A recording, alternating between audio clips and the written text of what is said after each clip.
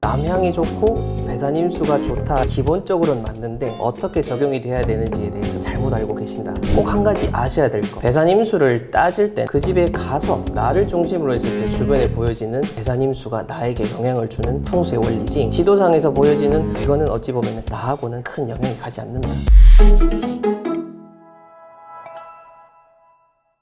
안녕하십니까, 셀코TV 구독자 그리고 시청자 여러분, 여러분의 하루를 더욱 풍성하고 건강하게 만들 탐나는 일상을 시작하도록 하겠습니다. 오늘은 오랜만에 풍수에 관해서 얘기를 좀 나눠보려고 하는데요. 로스쿨을 포기하고 풍수 유튜버가 돼서 경제적 자유를 얻은 분이라고 합니다. MZ세대 풍수 전문가, 독특하세요. 멋지동 천동희님, 어서 오십시오. 네, 예. 반갑습니다. 법대를 나오셨어요. 아, 예, 그렇습니다. 예. 그리고 부동산을 공부하셨고, 네, 네, 맞습니다. 풍수에도 관심이 많으시고, 네, 예. 연관이 됩니까? 저희 집안 자체가 그런 그 풍수 집안이기도 하고, 저희 네. 부친께서는 또 대통령 풍수 자문을 지내셨던 분이셔서, 아, 그러시군요. 네, 그래서 그분 밑에서 또 빠르게 풍수에 대한 부분을 습득을 했고, 어느 정도는 현대인들이라 하더라도 네. 배우면은 내 삶에 실질적으로 도움이 되고 경제적인 부분까지도 네. 큰 도움을 될 수 있다라는 것을 알고 있기 때문에, 그래서 또 이렇게 셀코 TV에 나와서 알려드리려고 합니다. 풍수에 대한 개념부터 한번 짚어보고 가겠습니다. 풍수 이러는데, 풍수의 정확한 정의는 뭡니까? 사전적인 정의부터 간단하게만 말씀을 드리자면은, 풍수라고 하면은 이제 예전에 그 중국의 고서인 장경에 보면은 장풍득수란 말이 있습니다. 장풍득수란 말이 이제 바람을 막고 물을 넣는다라는 그런 문맥적인 의미로서 풍수가 그렇게 개념적인 거고. 근데 우리 일반 분들은 이렇게 어렵게 생각하실 필요 없고, 그냥 내가 사는 공간과의 관계를 통해서 내가 어떤 곳에서 더 잘 살 수 있는지를 알고, 또 그 공간 안에서 살아가는 사람들과 또 어떤 관계를 맺어야 되는지에 대한 종합적인 그런 생활 철학에 대한 부분이라고 생각하시면 좋을 것 같습니다. 생활 철학이다. 네. 근데 요즘에는 이제 동양뿐이 아니고 서양에서도 풍수를 챙기기 시작했다고 제가 들었거든요. 맞습니다. 네네. 이게 동서를 막론하고 다 세계적으로 적용되는 이치입니까? 그렇죠. 우리가 그러니까 풍수라고 하는 거는 기본적으로 사람이 어떠한 공간에서 살 때 더 편안하게 살 수 있는지, 옛날로 돌아갔을 때 그런 우리가 이 역사가 쓰여지기 전에는 그냥 어떤 비바람을 피할 수 있는 그런 땅을 찾는 거에서부터 풍수가 시작됐다라고 보면 되고, 그런 면에서는 세계 어느 공간을 가든 다 동일하게 적용될 수 있는 기본 원리는 있다라고 볼 수가 있고요. 서양 같은 경우에는 사실 그 우리나라보다 훨씬 더 연구가 활발하게 이루어지고 있습니다. 이루어지고 있고, 보통 근데 서양은 중국의 이론을 바탕으로 해서 연구가 이루어지다 보니까 뭐 그렇게 조금 한국인으로서는 안타까운 부분이 있습니다만은 이제 현실은 그렇습니다. 우리도 중국의 영향을 받은 거 아닙니까? 물론 맞습니다. 네. 중국의 영향을 받아왔고, 조선 시대까지 그 풍수지리학 자체를 이제 잡과로서 그 과거 시대의 하나로서 그렇게 중국의 고서를 외우고 그걸 통과해야 그렇게 하는 것처럼 중국의 이론은 받았지만은, 그렇다 하더라도 중국의 지형이 다르고 우리의 지형이 다르기 때문에 그 이론을 다 적용할 수는 없죠. 우리가 풍수하면 떠오르는 게 수맥 찾는다고. 예. 그 다음에 이제 그 동쪽에 배산임수. 네네, 그렇습니다. 뒤에 뭐 산이 있고 앞에 이렇게 천이 있고. 근데 네. 요즘에는 그게 천이 아니고 이제 도로 뭐 이런 걸로 본다. 이런 건 우리가 알고 있는데, 우리가 그 남향이 집을 지을 때는 좀 남향집이 좋다. 뭐 요런 정도 알고 있거든요. 네, 이게 그렇죠. 일반인들이 알고 있는 풍수의 기본인데, 네네, 맞습니다. 이게 기본은 맞는 겁니다. 예, 남향이 좋고 또 배산임수가 좋다라는 거는 기본적으로는 맞는데, 그런데 그게 우리 삶에 적용될 때 어떻게 적용이 돼야 되는지에 대해서는 다들 잘못 알고 계신다라고 볼 수 있고, 대표적으로 이제 남향이 왜 무조건 다 좋지 않냐라고 보자면은, 이제 남향이 좋다라고 내려오는 이유는 예전부터 농경사회를 바탕으로 하다 보니까 가장 빛을 많이 받는 향이 남향이라서 좋다라고 하는 거지, 지금은 이제 현대사회고 굳이 이런 일조량과 농경 작물에 대한 부분이 아니기 때문에 어떠한 지형에 맞추어서 편안하게 지었는지 안 지었는지, 그래서 남향이 아니라 하더라도 잘못된 지형, 잘못된 구조로 안 치면은 좋지 않은 집이고, 북향이라 하더라도 그 지형에 맞게 지어지고 구조가 잘 되어 있으면 좋은 집이다.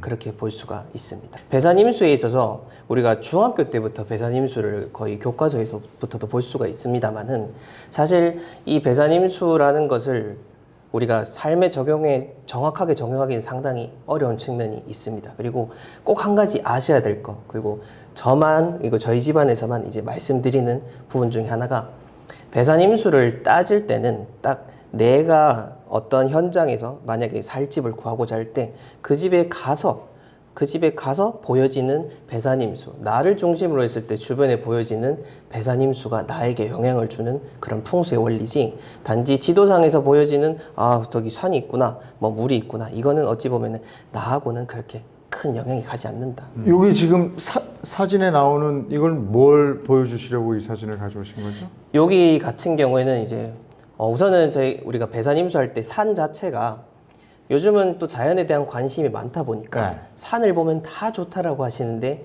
근데 산도 사실 풍수적으로 모양이 다 정해져 있고 그게 산이 나한테 어떤 위치에 있느냐에 따라서 좋고 나쁨이 있습니다. 지금 가져온 사진 같은 경우에는 여기 작년에 또 저희를 통해서 의뢰해 주신 분의 그 펜션입니다. 펜션에 너무 여기 이제 지으면서부터 사장님이 운영도 잘 안 되고 건강에도 문제가 생기고 여러 가지로 큰 난관이 이제 생기셔가지고 어떻게든 좀 해결해 봐야겠다 해서 찾아갔던 곳인데, 지금 아마 처음 보시는 분들은 잘 모르실 건데 그 펜션 바로 건너편을 찍은 겁니다. 건너편에 보면은 그 양 산 사이에 골짜기가 있습니다. 네. 예, 그 골짜기가 우선은 현실적으로도 골짜기가 있다라고 하면은 골짜기를 통해서 바람이 사람이 사는 집으로 들이치게 됩니다. 냉기가 온다고 그래요. 그렇죠. 네, 그렇죠. 그래서 현실적으로도 그런 찬 바람을 맞게 되고 우리가 눈에 보이지 않는 그런 운에 대한 부분에 있어서도 그 사람이 운영하는 거에 큰 영향을 준다라고 볼 수가 있습니다. 산의 골짜기에 있는 곳 근처에 집을 지을 때는 그런 걸 좀 조심을 해야 되겠네요. 그렇죠. 앞에서 골짜기가 있는 것도 그렇고 뒤에 있는 것도 그렇고 양옆에 있는 것도 그렇고 예, 다 그걸 잘 따져봐야 되는 겁니다. 골짜기는 피해라. 무조건 피하는 게 좋습니다. 그러면 이제 지금 그 대전 쪽에 사시니까 네네네. 그 계룡산을 보면 예. 거기에 도인분들이 그 도 닦으러 계룡산 그쪽으로 가시잖아요. 예. 근데 그것도 계룡산의 다른 쪽이고 네네네. 그 관광객이 가는 계룡산 저쪽 그 절 있는 쪽, 동학사 있는 쪽. 네네네. 맞습니다. 그쪽은 또 그냥 관광객이 다니거든요. 네네. 그 산도 또 이쪽 저쪽에 따라서 차이가 있는 것 같더라고요. 네, 정확한 지적이십니다. 산도 앞이 있고 뒤가 있습니다. 네. 그래서 산 앞쪽이라고 했을 때는 이제 우리가 이렇게 산이 이렇게 둘러싸여 있을 때 이 안쪽이 앞쪽이라고 보는 거고 이 등날 뒤로 하면은 뒤쪽으로 보는데 앞쪽으로 해야 이제 이 산세를 중심으로 해서 기운이 모이는 곳이다라고 볼 수가 있는 거죠. 한강변 보이는 아파트가 요즘 각광을 받잖아요. 그렇죠. 맞습니다. 한강 뷰. 네. 이게 뭐 굉장히 각광을 받고 이제 요즘에는 뭐 공원 뷰 뭐 이런데 대표적으로 용산 이쪽에서 한강이 보이는 쪽. 네네. 뭐 딱 솔직히 얘기하면 이촌동, 네네, 서빙고 그렇죠. 이쪽이죠. 네네. 마포도 그렇습니다. 마포도 용강동 쪽으로 해서 이쪽은 한강이 쫙 보이거든요. 네네.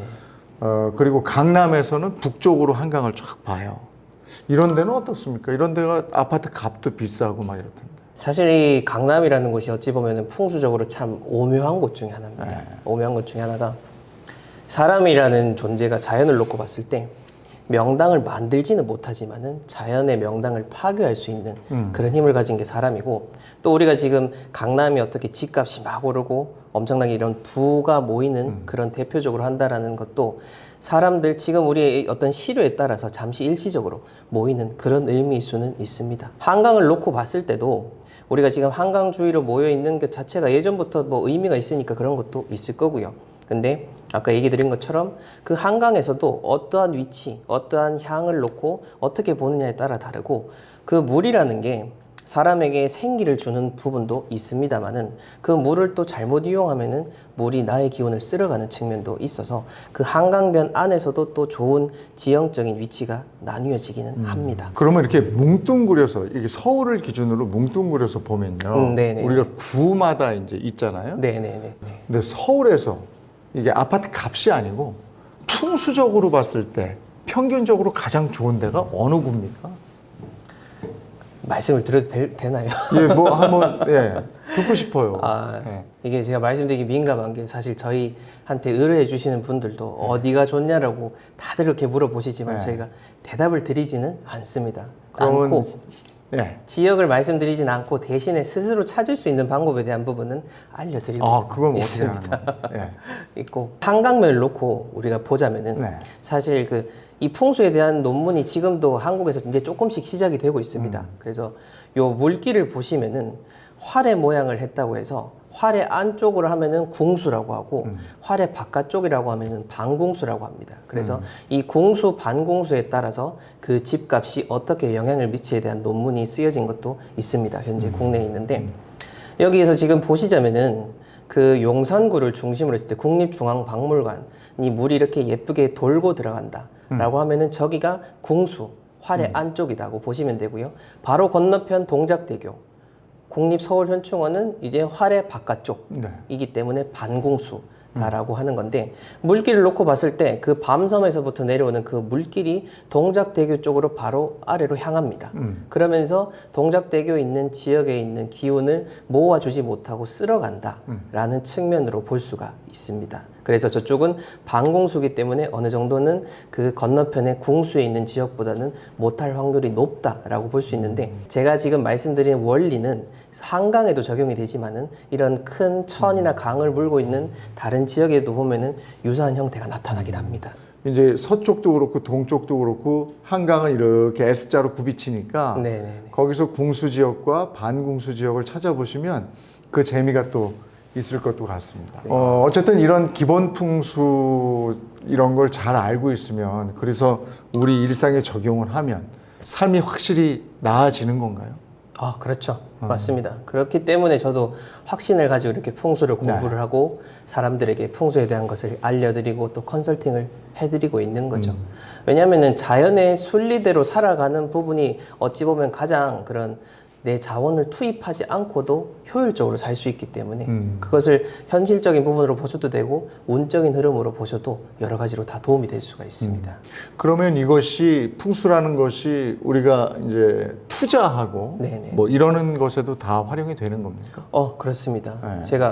제가 아파트 풍수지리 강의를 하고 있는데요. 네. 또 그 아파트 풍수지리 강의의 내용을 보면은 실상 부동산 투자자분들이 하시는 강의 내용하고도 별반 차이가 나지 않습니다. 입지에 대한 분석을 하는 거에 있어서 맞물리는 부분이 많고 오히려 풍수를 놓고 봤을 때 그렇게 부동산 투자자분들께서 말씀하신 입지에 대한 것을 다 포섭할 수 있다라는 측면으로 우리가 생각을 할 수가 있는 겁니다. 그러면 실제로 풍수를 잘 활용해서 부를 일군 사람, 우리가 아는 사람으로 누가 있습니까? 유명한 사람 중에. 가장 대표적인 인물이 바로 그 삼성을 설립하신 고위, 네, 이병철 회장. 회장. 네네네, 그렇습니다. 예. 이병철 회장님 같은 경우에는 사실 풍수를 공부하시거나 풍수를 업으로 하시는 분들은 다 암암리에 알고 계신데요. 이병철 회장님이 항상 옆에 두시던 풍수 전문가분들이 또 계셨다라는 이야기가 있고요. 사람 뽑을 때도 누가 옆에 있다고 그러더니 그러니까 그러니까 사옥을 짓거나 공장을 짓거나 할 때도 풍수 전문가가 있었군요. 맞습니다. 그 사람을 보시는 전문가가 따로 있으셨고요. 근데 그분을 통해서 관상을 보고 우리 회사에 배신을 할지 안 할지를 따지셨고 또 터를 보면서 거기 뭐 공장을 짓든 호텔을 짓든 다 연관을 지어서 확인하셨는데 그 중에 대표적인 곳이 에버랜드고요. 네, 명당에서 놀고 계신 겁니다. 네, 에버랜드 가면 그래요? 네, 그런 것도 있고 신라 호텔, 신라 호텔 역시나 거기에 맞춰서 터를 정하고 입지를. 네, 저도 그 얘기는 들었어요. 그 신라 호텔 주변 그렇죠. 네, 꼭 길 건너가 바로 동국대고 네, 네, 네. 그쪽이 그 옛날에 이제 우리나라 최초의 사교 클럽이었다는 데도 거기 있고 네, 네. 그쪽이 다 명당이긴 해요. 거기 큰 또 호텔 하나 있잖아. 하얏트 호텔. 아, 예, 맞습니다. 그쪽이 명당에 드는 겁니까? 거기 부자들도 많이 살고. 네, 그렇죠. 어찌 보면은 예전에 부자였던 분들은 이미 다 잘 알고 있었기 때문에 모여든 거다라고 볼 수가 있고, 근데 이런 사례는 굳이 우리나라뿐만 아니라 해외에서도 볼 수가 있는데, 특히나 서구는 어쨌든 우리나라보다는 합리주의를 표방하는 나라임에도 불구하고 그 서구 사회의 대표적인 인물 중에 하나인 그 트럼프 전 대통령. 아, 트럼프는 부동산 네, 그렇죠. 업자니까. 예. 트럼프 전 대통령 같은 경우에도 실제로 부동산 사업을 할 때 예. 자신이 가장 중요하게 생각했던 것은 풍수지를 통해서 입지를 보는 것이다 라고 이야기를 할 만큼 그 입지에 대한 부분을 삶의 투자에서 활용을 했고요. 또 디테일하게 어떤 풍수 인테리어에 대한 부분도 그 유명한 그 축구 스타인 베컴의 부인인 네. 빅토리아 베컴도 네. 자신의 자녀들의 방을 꾸밀 때 풍수 전문가를 통해서 방을 꾸미기도 했고, 또 빌 게이츠 그 MS의 빌 게이츠도 네. 중국의 지사를 설립할 때 중국의 그 풍수 전문가를 통해서 그래요? 네, 설립을 했었습니다. 야, 이거 들수록 재밌네. 우리가 흔히 알던 사회 시간에도 배우고 이랬던 배산 임수가 무조건 좋은 건 아니다. 이게 나하고 맞아야 된다. 이런 사실도 놀랍습니다. 한 발짝 더 들어가서 구체적으로 풍수를 좀 배워보도록 하겠습니다.